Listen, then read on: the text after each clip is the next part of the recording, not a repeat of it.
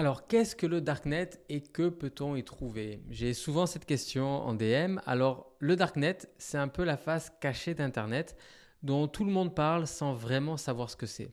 Mais je vous assure, c'est un peu plus complexe et en même temps un peu plus simple que les histoires de hackers en capuche dans un sous-sol sombre.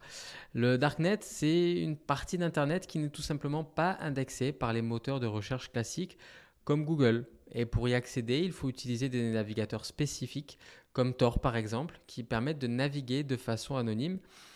Et là, première surprise, tout ce qu'on trouve sur le darknet n'est pas forcément illégal, loin de là même. Alors oui, on va pas se le cacher, il existe des marchés noirs où l'on vend des choses plus que douteuses, des drogues, des armes, des données volées.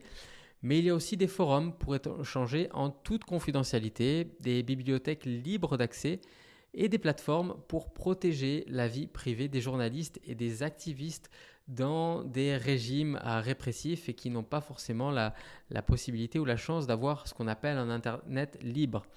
Alors c'est quoi l'intérêt? Le darknet est souvent un refuge pour ceux qui recherchent la confidentialité totale ou qui veulent contourner la censure, mais du coup c'est aussi un terrain de jeu pour ceux qui ne respectent pas les règles et là ça devient un peu plus dangereux, on va dire.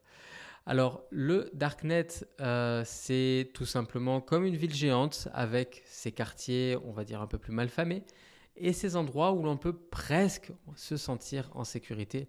Au final, tout dépend de ce que vous cherchez et surtout de comment vous naviguez.